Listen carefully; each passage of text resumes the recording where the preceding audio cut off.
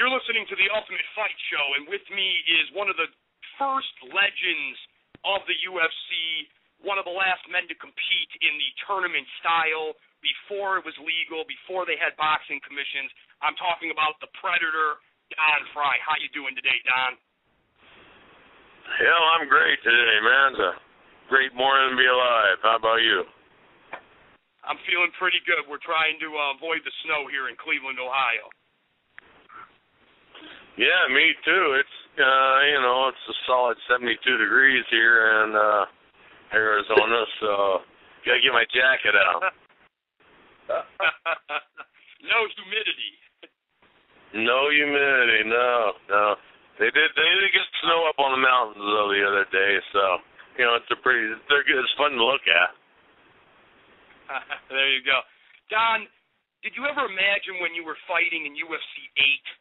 That one day it would be on mainstream television and widely accepted as the sport of the future? No, we were too busy, trying to argue with that piece of garbage, John McCain, who was sneaking around in the middle of the night like a thief, and trying to shut it down. And we were busy trying to keep him getting arrested, And now it's globally accepted and number one sport on the planet. Now, you've been retired for a little over 2 years now. When you look back on your 30-fight career, what was your most memorable moment, and who was your toughest opponent?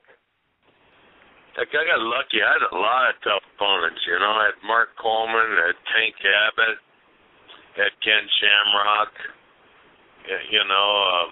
Gilbert Ivel. Heck, I was real fortunate, I fought men, I didn't fight any weenies. They had a couple of weenies, but, every once in a while I get lucky like that, but, it wasn't consistent. And, most memorable, I don't know. Most memorable, probably the Takayama fight. I was just happy to survive that, happy to survive the Shamrock fight, and happy to survive the Coleman fight. Talk about those tough guys that you were in the ring and in the cage with. In the pre-Zuffa era, who do you think in the heavyweight division could compete with the heavyweight of today? Oh, hell.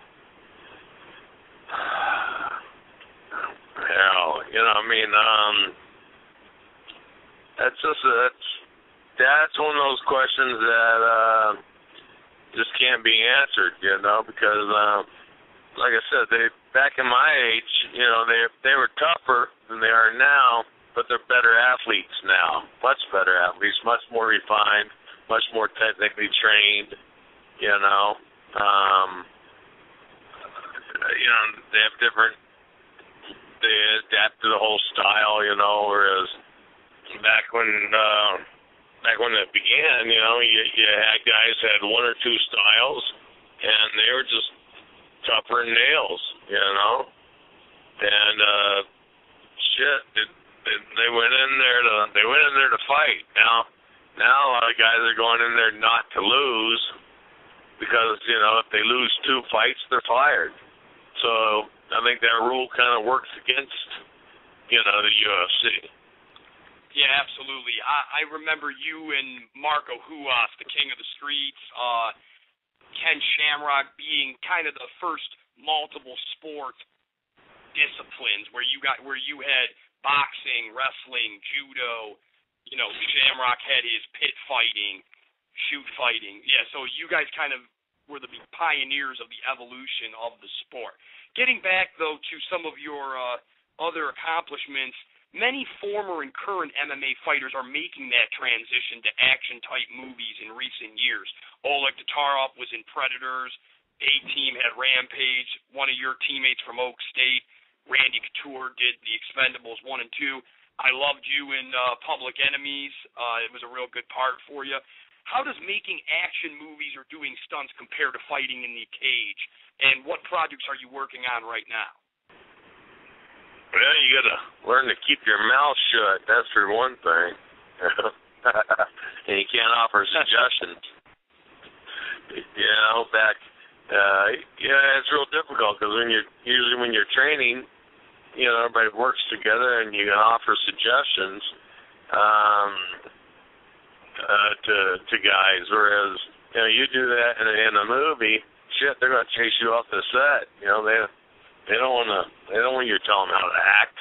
They've already got their stuff the way they want to do it. And plus, I don't have the knowledge to tell somebody how to act either. So wouldn't want to do that. I was going to say, I'm sure if they're chasing you off the set, they're doing it with a lot of courtesy and respect. Well, once you get kicked off the set a couple of times, you learn that you got to keep your mouth shut, and you find out who's really writing the checks. And what projects are you working on now? Hell, right now I don't have anything going. Hoping to get a little bit of stunt work, and Django Unchained. They're coming out with some westerns for TV. They're working on like a 5 possible series, because the western's coming back. Every once in a while, everything slows down. And when Hollywood slows down, they say, well, let's get the horses running. And that's what brings people back, is the Western. Absolutely. Unforgiven's one of my favorite movies of all time. Yeah, it's great. We've got great cast, great acting, great directing. It's a great storyline. We'll get you out of here on this, Don. Tonight, heavyweight championship on Fox. Cain Velasquez, Junior Dos Santos. Who do you like to win and why? I like Junior Dos Santos. Junior's a man. He's a true man. He's proud of Brazil. He's proud of the country that he was born in and grew up in. Cain Velasquez is just a anchor baby who grew up on the government dole, and then he turns his back and he wants to wave the Mexican flag. You want to be an American, you sneak in the country to be an American to get the benefits, and then you turn your back on it, you start waving the Mexican flag. The border 70 miles south of Tucson. Go down there and stay down there. I'm with Junior Dos Santos all the way because he's proud of Brazil. He's proud of his heritage. He's proud of his people. He's proud of his country. Well said. Well said. Anything you want to plug or say to your fans and our listeners before we get you out of here? Once again, Velasquez, if you're proud of Mexico, head south. It's right there, and you think you get a better life there. Take about 1 million people that stuck across the fence with you. There's an old cowboy saying, you got to feed your horses. We can't feed our own horses. Why are we trying to feed Mexico's horses? I think that's a topic for another show, but it's always a pleasure to have the one and only, the Predator, Don Frye on.